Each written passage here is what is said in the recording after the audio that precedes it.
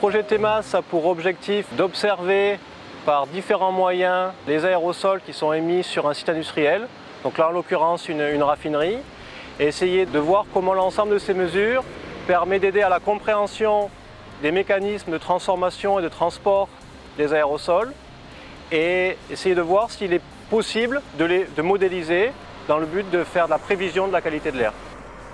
Le projet TEMAS est un projet important parce qu'il permet de mettre en œuvre toute l'évolution des technologies de détection et d'analyse en atmosphère des polluants qui peuvent s'y trouver pour mieux caractériser encore et donc mieux maîtriser et contrôler nos émissions atmosphériques. RPACA a des outils opérationnels de modélisation qui permettent de cartographier les particules autour de l'étain de berre. Et l'idée du projet TEMAS, c'était de pouvoir comparer et confronter ces outils opérationnels à des outils qui proviennent du monde de la recherche. Il y a donc pour le projet TEMAS différents ateliers de mesure et parmi ces différents ateliers, il y a un atelier qui est très novateur dans le cadre de TEMAS, qui met en place une caméra hyperspectrale justement à bord d'un avion. Et l'intérêt pour le projet d'utiliser des caméras hyperspectrales, c'est que du coup, pixel par pixel, on va avoir une information du spectre et ce spectre-là contient une signature de la granulométrie des aérosols et du type de ces aérosols, est-ce qu'ils sont plutôt diffusants, plutôt absorbants. L'objectif, c'est d'avoir une carte des panaches qui sont émis par la raffinerie. Ensuite, il y a des mesures dites par laser actives, où là, on envoie un faisceau laser dans les panaches d'aérosols et en fonction de ce qui est rétrodiffusé, on en déduit les propriétés des aérosols. Donc ça, c'est de la télédétection. Ensuite, il y a des mesures dites par prélèvement, où là, on va capter de l'air, donc dans les cheminées, à différents endroits autour du site. Nous sommes sur la plaine de l'Escourillon, 200 mètres au-dessus de la raffinerie Total. Ce laboratoire mobile est équipé de nombreux instruments qui permettent de mesurer en ligne et en temps réel les différents polluants des atmosphères. Ces instruments ce sont des instruments de technologie de pointe qui permettent de descendre très bas en niveau de polluants et qui permettent d'accéder à une information qui va être complémentaire aux instruments utilisés plus communément par les réseaux de surveillance de la qualité de l'air. Je viens pour changer les filtres. Et les filtres, ils viennent de préleveurs. Les préleveurs, ils aspirent l'air. Et ce sont les particules qui sont collectées sur les filtres qui vont ensuite être pesées au laboratoire de gravimétrie. Il y a deux préleveurs. Il y a un préleveur qui a une tête qui permet de sélectionner les filtres en dessous de 10 microns. Et un autre préleveur, lui, sa tête, elle permet de sélectionner les filtres qui sont en dessous de 2,5 microns.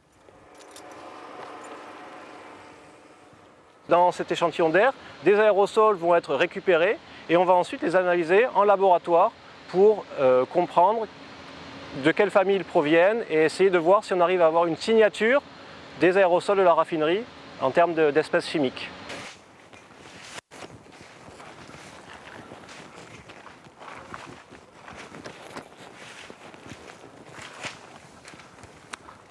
Baisse. Alors ici sur le ballon on fait des mesures météorologiques, donc direction du vent, intensité, température, humidité, pression. Le ballon est situé à 300 mètres d'altitude et on a une autre sonde à 150 mètres. Et en plus on fait des mesures de pollution atmosphérique, donc là actuellement avec des microcapteurs de gaz pour l'ozone, oxyde d'azote et CO.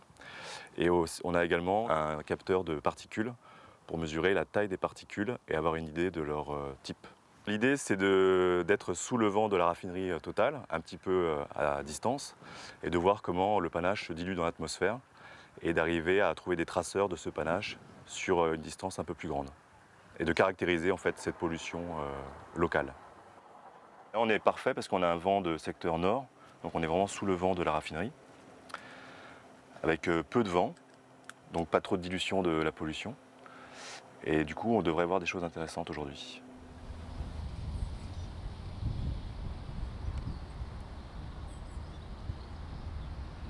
Ce qui est prévu aujourd'hui, c'est de faire la synthèse des deux campagnes de mesure qu'il y a eu, des résultats que nous avons obtenus pour les différents ateliers, des comparaisons. Pour RPACA, il est très important effectivement de pouvoir collaborer avec l'ensemble des laboratoires de recherche, et notamment tous les partenaires scientifiques du projet TEMAS, afin d'améliorer les connaissances sur les particules, notamment l'origine des particules, la signature des particules qui peuvent provenir d'un site industriel, notamment de la raffinerie de Provence, et également de pouvoir mieux cartographier avec effectivement les outils et les mesures aéroportées, mais également avec les outils de modélisation.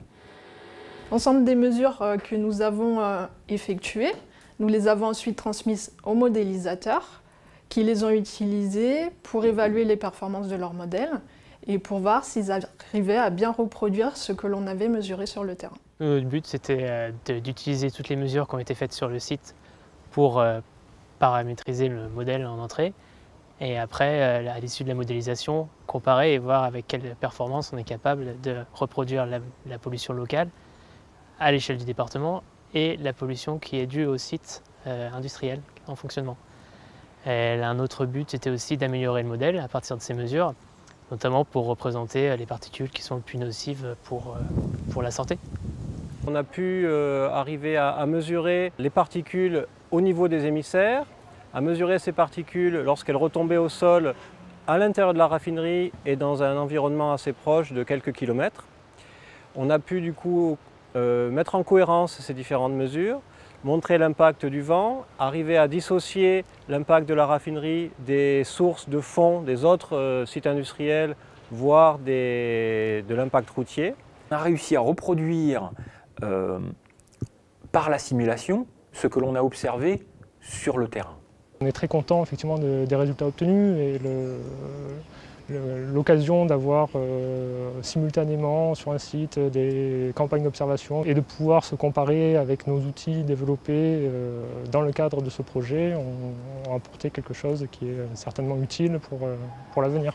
Tout le travail qui a été fait dans le cadre de TEMAS nous a permis en fait de mieux connaître nos émissions et puis de montrer qu'avec des modèles de chimie atmosphérique, on arrive à simuler l'impact de nos sites. Donc ça nous permettra à l'avenir d'utiliser les modèles développés pour connaître l'impact de nos différents sites en Europe et dans le monde entier.